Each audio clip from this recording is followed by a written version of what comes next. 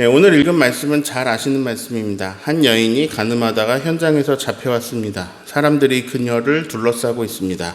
바리새인과 서기관이 예수님께 말합니다. 선생님, 이 여자가 간음하다가 현장에서 잡혀왔습니다. 어떻게 해야 합니까? 모세의 율법에는 이러한 여성을 돌로 치라고 말하고 있습니다. 당신은 어떻게 하시겠습니까? 예수님이 말씀하십니다. 너희 중에 죄가 없는 자가 먼저 돌로 쳐라. 그러자 그 말씀을 듣고 사람들이 양심의 가책을 느껴서 돌아가기 시작합니다. 한 명씩 다 돌아갑니다. 예수님하고 여성만 남았습니다. 예수님이 여자에게 물어봅니다. 너를 정죄하는 사람이 어디 있느냐? 주여, 없습니다. 예수께서 말씀하십니다. 나도 너를 정죄하지 않으니 가서 다시는 죄를 범하지 말아라. 네, 여기까지가 오늘 읽은 말씀의 내용입니다. 문제가 되는 지점은 2절입니다. 2절을 읽습니다. 아침에 다시 성전으로 들어오시니 백성이 다 나오는지라 앉으사 그들을 가르치시더니. 자, 여기서 백성들이 다 나오는지라, 이 내용이 중요합니다. 성전에 들어오셨어요. 근데 예수님이 성전에 오셨는데 아무도 쳐다도 안 보고 아무도 관심이 없으면 그럼 별일이 없습니다. 문제가 되는 지점은 백성들이 예수님한테 다 그 말씀을 들으러 오는 거예요. 근데 이게 한두 번이 아닙니다. 여기서 바리새인들과 서기관들이 화가 난 겁니다. 바리새인 서기관 입장에서 볼게요. 어떤 선생이 나타났어요. 회당에도 들어오고 성전에도 들어와서 하나님에 관한 얘기를 막 합니다. 근데 이 사람이 어디서 배웠는지, 누구한테 배웠는지도 모르겠어요. 전혀 근본 없는 사람이 나타났어요. 근데 가르치는 내용이 너무나 놀랍습니다. 사람들이 그들을 따릅니다. 와, 열받습니다. 아니, 우리도 성전에서 가르치는데 왜 사람들이 저 촌뜨기한테 저렇게 열광하고 몰려들지? 이게 어떻게 된 일이지? 화가 나는 겁니다. 그래서 이들은 예수님을 어떻게 하면 넘어뜨릴까? 어떻게 하면 고발할까? 어떻게 하면 시험에 빠뜨릴까? 이걸 고민합니다. 자, 6절을 같이 읽어볼까요? 그들이 이렇게 말함은 고발할 조건을 얻고자 하여 예수를 시험함이러라. 예수께서 몸을 굽히사 손가락으로 땅에 쓰시니. 네, 예수님을 고발할 조건을 찾기 위해서 간음하다 현장에서 잡힌 여인을 예수님께 데리고 온 겁니다. 예수님이 이 여인에게 두 가지로 말할 수 있겠습니다. 첫 번째, 여인을 용서해 줘라. 두 번째, 여인을 돌로 쳐라. 자, 예수님이 평소 하시던 얘기가 있어요. 사랑하자, 우리가 서로 용납하자, 사랑으로 감싸자, 관용을 베풀자. 하나님은 자비로우신 분이니 우리도 서로 자비를 베풀자. 자, 이런 거를 예수님이 평소 얘기하셨거든요. 근데 지금 여인이 잡혀왔는데 예수님께서 이 여인은 잘못했으니 돌로 쳐라. 이렇게 얘기하면 예수님 평소 하시던 말씀하고 너무 다르죠. 그러니까 예수님 스스로 자기 모순에 빠지게 됩니다. 또한 그동안 사람들에게 하셨던 그 수많은 말씀이 힘이 없어지는 겁니다. 그거는 사이비 선생의 교묘한 속임수였어. 역시 우리는 율법을 따라야 돼. 이렇게 가게 되는 거죠.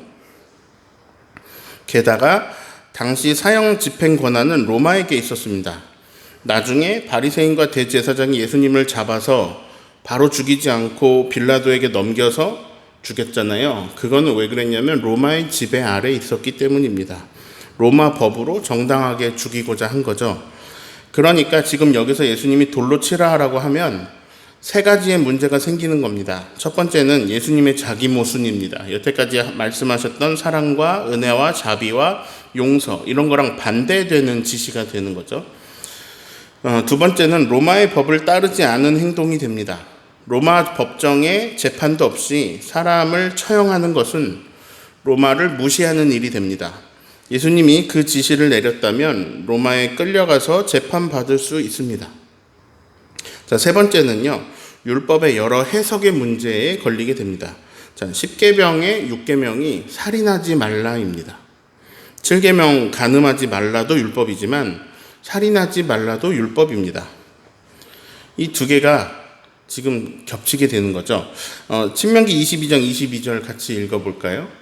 어떤 남자가 유부녀와 동침한 것이 드러나거든 그 동침한 남자와 그 여자를 둘 다 죽여 이스라엘 중에 악을 제할지니라. 조금 복잡하지만 이 비슷한 내용으로 24절에 돌로 쳐서 죽이라고 율법에 나옵니다. 자, 이것은 심판이죠. 심판. 그러나 이 심판의 내용이 죽이는 거잖아요. 살인하지 말라는 상위의 율법하고 부딪힙니다. 그래서 여기서 예수님이 돌로 치라는 명령을 내린다면 그때는 또 이 사람들이 예수님에게 살인을 명령했다는 죄를 뒤집어 씌울 수도 있습니다. 충분히 그럴 인간들입니다. 그러니까 법의 두 가지 상충된 요소를 다 사용해서 결국은 예수님을 곤란에 빠뜨리는 것이 목적이죠. 자, 그러면 예수님이 평소 말씀하시던 대로 우리가 관용을 베풀고 이 여인을 용서하고, 자, 그렇게 말하자고 하는 방법밖에 없어요. 그런데 여기서 또 문제가 생깁니다. 그러면 당신은 모세의 법을 어기시는 겁니까? 당신은 하나님께서 모세를 통해 우리에게 주신 그 법을 모르십니까? 자, 그러니까 이래도 문제가 되고 저래도 문제가 됩니다. 바리새인들이 함정을 제대로 만들어 온 거예요. 예수님이 이런 위기 상황에서 하신 일이 뭐냐면 갑자기 몸을 구부려서 손가락으로 땅에 글을 쓰셨어요. 그리고 일어나서 이렇게 말씀하십니다. 너희 중에 죄 없는 자가 먼저 돌로 쳐라. 그리고 다시 몸을 굽혀서 손가락으로 쓰셨어요. 자, 몸을 굽히셨어요? 일어나셨어요? 몸을 굽히셨어요? 몸을 굽히셨을 땐 글을 쓰셨어요? 일어나셨을 때 말씀하셨어요? 너희 중에 죄 없는 자가 먼저 돌로 치라. 자, 그러면 예수님은 지금 율법대로 하라고 하셨나요? 예, 율법대로 하라고 하셨어요. 돌로 쳐라. 근데 조건을 붙이셨어요. 조건부로 율법대로 행하라고 하셨는데 그 조건이 뭐냐면 너희 중에 죄가 없는 자가 그렇게 해라. 자, 근데 이 이야기를 들으니까요, 사람들이 양심의 가책을 느낍니다. 내가 죄가 있지. 내가 저 여인을 비난할 수 있나? 내가 저 여인에게 돌을 던질 수 있나? 나는 이런 큰 죄를 지었는데 지금 이렇게 있다가는 내가 여기서 돌을 맞는 게 아닐까? 내 죄가 드러나게 되면 여기서 내가 돌을 맞을 사람이잖아. 양심의 가책을 느껴서 어른으로 시작하여 젊은이까지 하나씩 그 자리를 뜨게 됩니다. 어찌 보면 도망가는 거죠. 심지어 예수님을 함정에 빠뜨리려던 바리새인도 서기관들도 다 사라졌습니다. 여자하고 예수님만 남았습니다. 저는 우리가 이 말씀 속에 등장인물이 되어보면 좋겠습니다. 우선 저는 서기관과 바리새인들 입장이 되어서 이 말씀을 묵상해 보면 좋을 것 같아요. 우리가 살아가면서요, 이것만은 내가 좀 잘하고 싶다 하는 분야가 있습니다. 그리고 우리가 살아오면서 또 어느 정도 위치에 오르게 된 것들도 있습니다. 예를 들어서 내가 열심히 해가지고 사장이 됐어요. 내가 또 어떤 음식점에서 주방장이 됐어요. 아니면 내가 그냥 저를 예로 들게요. 제가 이런저런 과정 끝에 전도사도 하고 준목도 하고 부목사도 하다가 이제 저는 담임 목사가 됐어요. 그리고 올해 노회장도 됐어요. 제가 제 길에서 제 분야에서 어느 정도 위치에 오르기 위해서 애쓰고 노력한 것이 있고 이제 그 노력들이 이룬 결과물들이 있단 말이죠. 제가 담임 목사로서 그래서 제가 주영광교회에 있어요. 근데 어디서 처음 보는 사람이 나타났어요. 신학을 공부하지도 않았대요. 그 사람이 와가지고 막 성경 얘기를 하는데 저보다 훨씬 합리적이고 뛰어나고 너무 훌륭한 얘기를 한다. 그러면 제 입장에서 뭐야 저 사람 이렇게 생각할 수 있죠. 아니면요, 우리 교회 변건율 목사님 오셨습니다. 변 목사님은 실제로 저보다 공부를 많이 하셨어요. 변 목사님이 설교하시는데 막 성도님들의 눈이 막 하트가 돼요. 이런 말씀은 막 자기들끼리 이런 말씀은 임 목사님에게서는 들어볼 수가 없는 얘기예요. 막 이렇게 얘기하고 정말 훌륭하고 정말 아름다운 은혜가 넘치는 희망이 샘솟는 그런 말씀에 막 우리 주영광 교우들이 전부 은혜를 받았어요. 네, 예를 들어 그랬어요. 그런 일이 있느냐? 그런 일은 있어요. 일어나요. 그런 일이 일어날 때 그때 어떤 마음을 가지게 되느냐? 사람은 보통은 거기서 안절부절 못합니다. 왜냐하면 내 자리가 위협을 받잖아요. 얼마 전에 식당에 갔는데 그 식당 사장님하고 저하고 이제 수년간 알고 있는 분이거든요. 근데 그분이 안 계시더라고요. 그리고 외국인 종업원 두 분이 이제 식당을 하고 있더라고요. 한국말 조금 서투르신 분들. 밥을 시켰어요. 밥을 주셨는데 아니 그 식당 사장님이 한 것보다 더 맛있는 거예요. 외국인이 하셨는데 말이죠. 근데 심지어 그 메뉴가 김치찌개입니다. 김치찌개를 먹었는데 김치찌개를 끓여본 적도 없는 외국인이 사장님보다 음식을 더 맛있게 내오는 거예요. 근데 그때 사장님은 뭘 어떻게 해야 될까요? 칭찬해 줘야 됩니다. 네가 나보다 잘했어? 나가. 이렇게 할 게 아니라 칭찬해 주고 박수 쳐줘야 돼요. 왜냐하면 그 음식이 맛있으니까 손님들이 더 많이 올 거 아니에요. 야, 내가 끓인 거보다 종업원이 끓였는데 잘했다. 그러면 칭찬해 줘야 돼요. 박수 쳐줘야 돼요. 자, 똑같은데요. 제가 여기서 설교하는 이유가 뭡니까? 하나님의 말씀을 여러분에게 전달하고 증언하는 거거든요. 그래서 여러분이 그 말씀의 위로를 받고 은혜를 받고 살아갈 힘을 얻고 그런 게 목적이에요.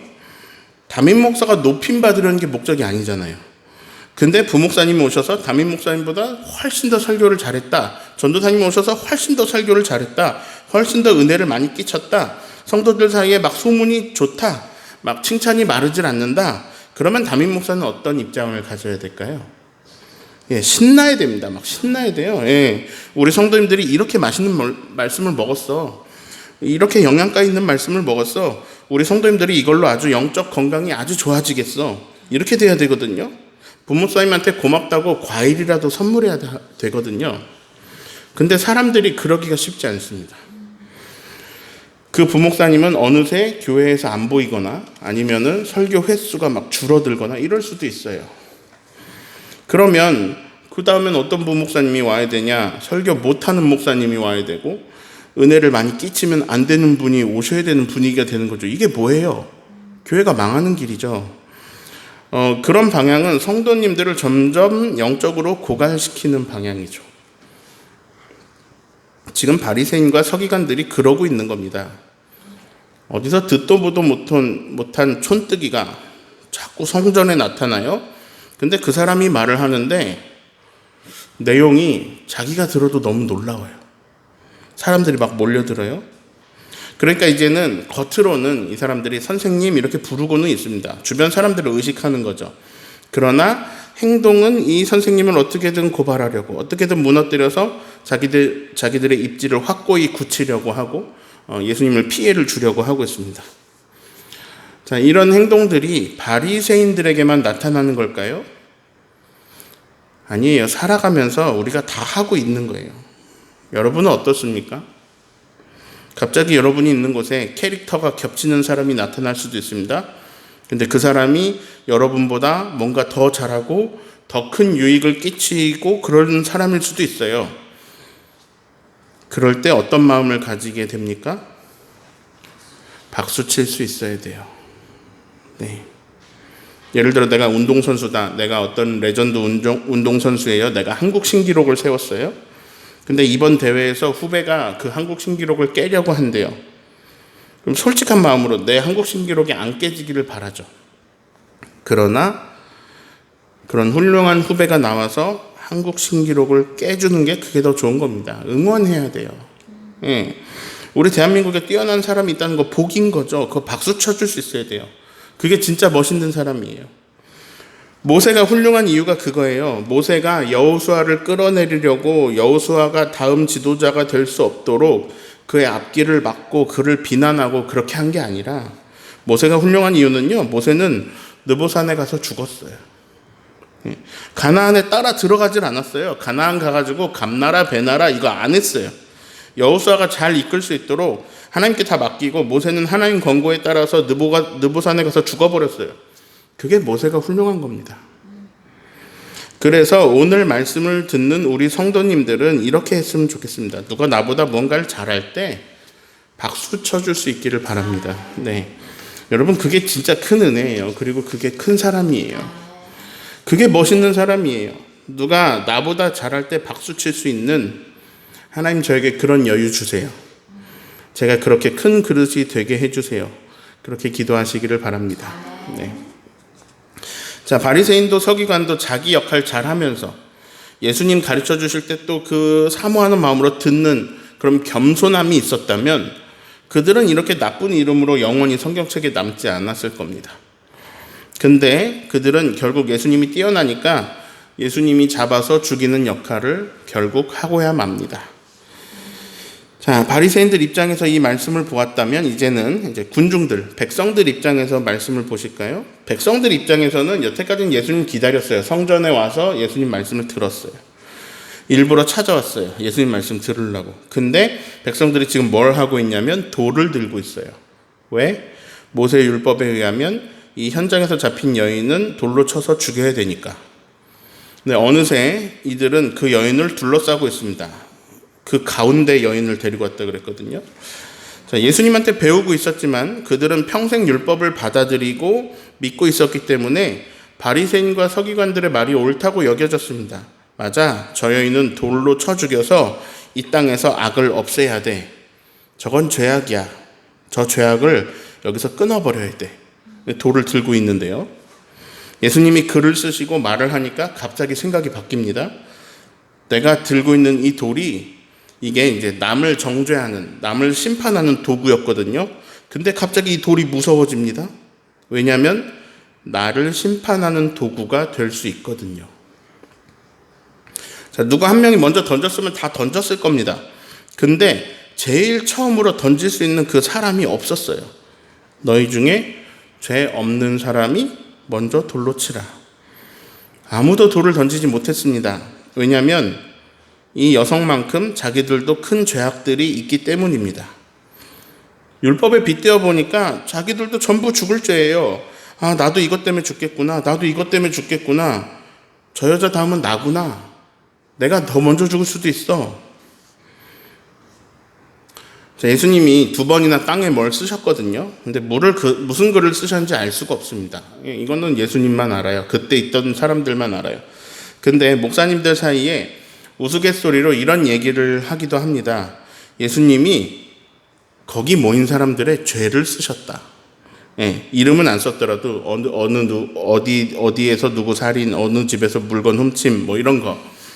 거기 있는 바리새인들이 했던 잘못, 서기관들이 했던 잘못 이런 걸 쓰셨다. 땅에 있는 글을 보고 저거 내 죄인데? 저거 어떻게 알지? 저거는 세상에 나밖에 모르는데 저게 왜 저기 써있지? 이렇게 해서 돌을 놓고 갔을 거라는 우스갯소리가 있어요. 몰라요. 근데 어제 제가 설교 준비하면서 생각해 보니까요. 여러분, 이게요, 우스갯소리가 아니에요. 왜냐하면 예수님은 사람으로 오신 하나님이시고 하나님은 내 죄를 알고 있습니다. 네, 우리가 살아오면서 죄 안 지은 사람이 없거든요. 이 잘못은 나 말고는 아는 사람이 없는데, 아닙니다. 하나님은 내 죄를 진짜로 알고 있어요. 목사님들 개그, 목사님들 사이에 웃기려고 하는 그 우스갯소리가 저는 웃기지 않았어요. 이거 진짜 무서운 거구나. 진짜로 하나님은 나를 알고 계신 거야. 예를 들어서 제가 돌을 들고 있는데, 똑같은 상황이라고 생각해 보세요. 제가 돌을 들고 있는데 하나님이 저에게 잘 보이게 저의 죄를 막 이렇게 써주고 계시다고 생각을 해보세요. 지금 내가 누구를 심판할 처지가 아니죠. 이제 죽는 건 바로 내가 되는 거죠. 거기 쓰여지는 글씨, 죄를 보고 그런 걱정을 하고 있는데 갑자기 거기서 예수님이 죄 없는 자가 먼저 돌로 쳐라, 이렇게 말씀하신다고 상상해 보세요. 무서운 거예요. 모두들 갑자기 양심의 가책을 느낍니다. 나도 죄인인데 죄인인 내가 뭐가 잘나서 저 사람한테 돌을 던질 수 있지? 자, 이게 중요합니다. 나도 죄인인데 내가 무슨 권한으로 돌을 들고 있지? 자, 예수님도 그렇고요. 세례 요한도 그렇고 처음에 하신 말씀이 이거예요. 회개하라, 하나님의 나라가 가까이 왔다. 사람들은 하나님 나라를 생각할 때요, 무슨 외부의 변화를 필수로 생각합니다. 어떤 이 사회의 구조적인 악, 이 구조악, 어떤 구조가 변해야 된다. 이 사회가 변해야 된다. 실제로 그들은 예수님이 메시아가 오셔서 사회를 변화시키고 구조를 변화시켜 주셔야 될 걸로 기대를 했어요. 로마의 폭정을 몰아내고 그것을 무너뜨리고 다윗 시대의 통일 왕국을 세워주셔야 할 걸로 생각했습니다. 옛날에는 식민 지배 생활이 굉장히 심했거든요. 너무너무 괴로운 생활을 하는 상황 속에서 우리를 이렇게 억누르는 저 로마를 저들을 무찔러 주셔야 우리가 삽니다. 이렇게 생각을 한 거예요. 맞는 생각이죠. 로마 무찔러 주셔야 사람들이 사람답게 살죠. 그래서 그들은 메시아가 그들을 몰아내실 거라고 믿고 있었습니다. 그런데 메시아가 진짜로 오셔서 하신 말씀이 회개하라예요. 아니, 저 거대 악을 하나님 좀 무너뜨려 달라고요. 아니에요. 예수님이 제안하시는 하나님 나라 임하는 방법은요, 나보고 회개하라는 거예요. 이거 너무나 무서운 일입니다. 왜냐면요, 지금 난 못 살겠거든요. 예를 들어서 우리 아버지 너무 폭력적이에요. 우리 어머니가 완전히 내놓은 사람이에요. 너무 나빠요. 막 내가 사람답게 살려면 내가 처한 환경에서 내가 해방이 필요하거든요. 뭔가 하나님의 구원이 필요하거든요. 어떤 강한 힘이 나를 구원해 주셔야 될 것 같거든요. 나를 건져내심이 가장 우선으로 여겨지거든요. 그게 하나님 나라가 임할 것 같거든요. 로마에서 건져내기를 바라는 백성들에게 예수님이 신기한 말씀을 하세요. 회개하라. 그러면 하나님 나라가 가까이 있다. 우리는 남 탓을 하거든요. 저 사람이 나를 괴롭혔어요. 저 사람 때문에 내가 못 살겠어요. 저 사람 때문에 괴로워요. 저 사람이 이렇게만 안 하면 내가 살 것 같아요. 근데 하나님 나라의 시작은 거기서 시작하지 않는다고 하세요. 하나님 나라는 나의 회개에서 가까워진다고 하십니다. 내가 변하고 내가 새로워지는 것이 하나님 나라의 시작이라는 거예요. 하나님 나라의 출발은 그렇게 된다는 거예요. 내가 욕심을 멈추고 내가 죄를 멈추는 것. 욕심이 죄를 만듭니다. 죄가 사망의 열매들을 맺어요. 내가 나쁜 열매 맺는 거, 이걸 멈추고 내가 욕심 부리는 걸 멈추는 것, 이게 하나님 나라가 시작되는 방법이에요. 예수님은요, 앉아서 쓰시고요, 서서 말씀하셨어요.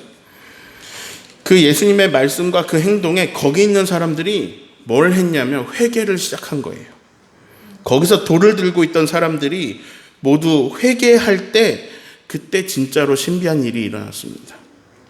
내 죄가 더 많네? 내가 죄가 더 크잖아. 다 심판자의 자리에 서 있다가 전부 어느 위치로 옮겨갔냐면 전부 회개하는 위치로 간 거예요. 회개하는 사람들이 되었더니 정말로 거기는 심판보다 용서가 가득한 하나님 나라의 에너지가 이제 그 자리에 강력해집니다. 성전에서 지금 사람이 맞아 죽을 뻔했어요. 근데 모두 다 회개하며 양심의 가책을 느껴서 그 자리를 떠났습니다. 여성과 예수님만 남았는데 예수님마저 이렇게 말씀하십니다. 나도 너를 정죄하지 않겠다. 그러니 다시 죄짓지 말아라.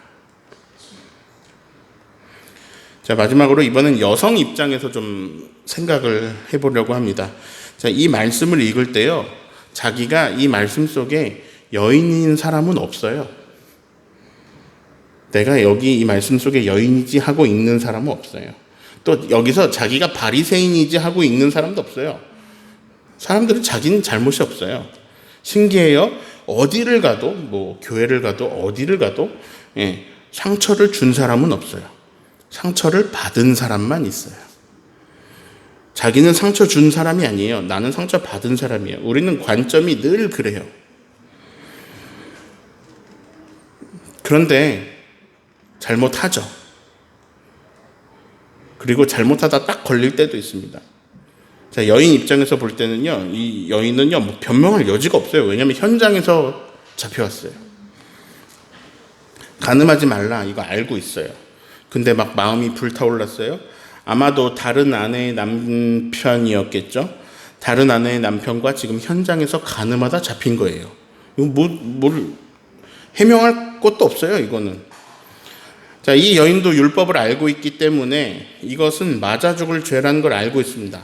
변명 한마디 할 수 없는 상황인 거예요. 그래서 지금 사람들이 주변에 둘러싸여 있고 사람들 사이에서 사람들이 돌을 들고 있을 때 이 여인은 이제 내가 죽었구나. 내가 죽을 행동을 했구나. 이렇게 할 수밖에 없었습니다. 자, 오늘 말씀에서 이 여인이 한마디 하거든요. 대사가 딱 한마디 나와요. 주여 없나이다. 아무도 없나이다. 나를 정죄하는 자들이 아무도 없어요. 이 여인은요, 진짜 죽음 바로 가까이 다가갔다 왔습니다. 얼마나 아플까요? 돌에 맞으면. 멍들고 아프고 하는 데서 끝나는 게 아닙니다. 머리가 깨지고요, 뼈가 부러지고 피가 철철 넘쳐 흐르고 정말 죽을 때까지 돌에 맞는 그런 아픔을 겪을 거였는데 갑자기 사람들이 다 떠나버렸어요. 죽었다가 살았어요. 우리는 이 경험이 별로 없어요. 내 잘못 때문에 내가 죽음 가까이 갔다가 살게 된 경험이 별로 없어요, 우리한테. 자, 우리가 죄는 있어요. 내가 죽을 만큼 추악하고 나쁜 죄는 있어요. 근데 현장에서 이렇게 잡혀가지고 막 즉결 심판으로 이렇게 둘러싸인 경험은 없어요. 즉결 심판대 앞에 선 경험이 없어요. 그래서 우리는요, 예수님이 십자가에서 우리 죄를 사하여 주셨다는 말씀에 별로 감동하지 않고요, 그냥 당연하게 받아들입니다. 내가 죽었다 살아난 거야 라고 감동하지 않습니다. 그냥 죄를 사하여 주셨나 보다 하고 이렇게 생각해요. 근데 오늘 우리는요, 사실 이 여인의 자리에 서야 돼요. 이 여인의 자리에 서야 돼요. 이 여인의 자리에 지금 내가 있어요. 자, 저하고 여러분의 죄가 온 세계에 다 공유됐다고 해봅시다. 저는 김호중 씨 너무 안타까워요. 그분이 잘못은 했죠. 근데 그 죄가 온 국민에게 공유되고 그 공유된 것이 계속돼서 반복되고 있는 거는 좀 안타까워요. 이선균 씨 잘못이 온 국민에게 공유되고 그걸 언론에서 계속 부각시켰어요. 언론이 의도를 가지고 다른 시선을 못 가지게 하려고 사람들의 시선을 한 곳에 멈추게 만들고 사람들의 분노를 거기에 쏟아뜨리게, 사람들이 살기 힘드니까 막 힘들거든요. 사람들에게 희생양을 주고 막 계속 욕하게 만들었어요. 자, 만약에 내가 그렇게 된다고 해보세요. 임종철 목사가, 제가 죄가 많을 거 아니에요. 근데 저의 죄가 온 세상에 공유됐어요. 우리 교인들한테 전부 알려지고 온 세상에 다 내 죄를 공유했어요. 그리고 모두가 심판자가 됐어요. 다 나를 둘러싸고 있어요. 나는 그냥 거기서 너무 창피해서 죽어버리고 싶은데 또 죽어도 창피할 것 같아요. 죽어서도 창피할 것 같아요. 그 모든 그 추악한 나의 죄 때문에 내가 너무 괴로워요. 근데 억울함도 있을 겁니다. 여인에게 억울함도 있을 거예요. 여기 간음하던 상대 남자는 없잖아요. 여성만 잡아와서 죽이려고 하고 있어요. 남자도 같이 잘못했고, 그것뿐만 아니라 나만 죄 짓는 게 아니고 수많은 사람들이 다 죄 짓는데 왜 나만 이렇게 공개가 되고 드러나고 잡혀버렸지? 이런 억울함이 있을 겁니다. 근데 그 억울하든 말든 억울함을 떠나서 실제로 내가 잘못한 게 맞아요. 그래서 잡혀왔어요. 변명거리가 없어요. 예수님이 이런 질문을 하십니다. 너를 정죄하는 사람은 다 어디 갔니? 보니까 하나도 없는 거예요. 한 명도 없습니다. 주여 없나이다. 이게 여성의 처음이자 마지막 대사예요. 근데 예수님이 말씀하십니다. 나도 너를 정죄하지 않는다.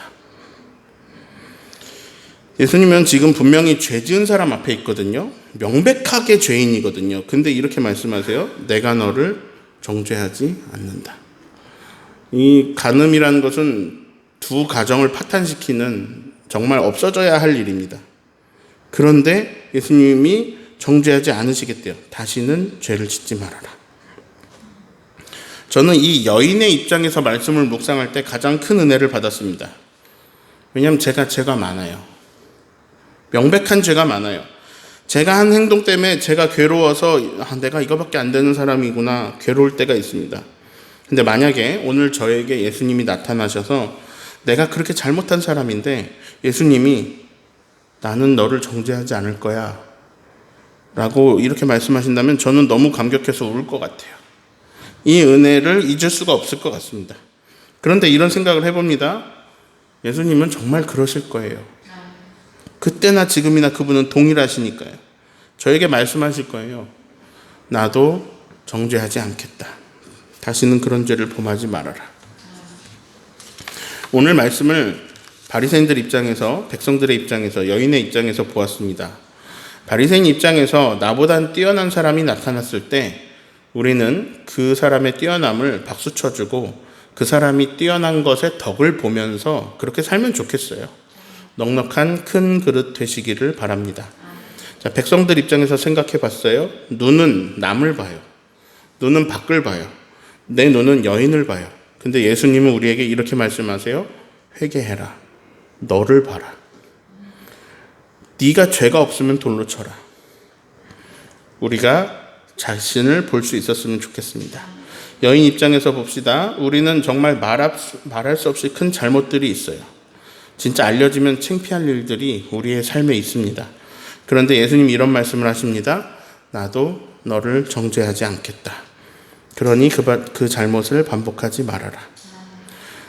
네, 오늘 설교 제목을 나도 정죄하지 않는다라고 지었습니다. 예수님이 나에게 말씀하십니다. 종철아, 너의 죄악을 나도 정죄하지 않는다.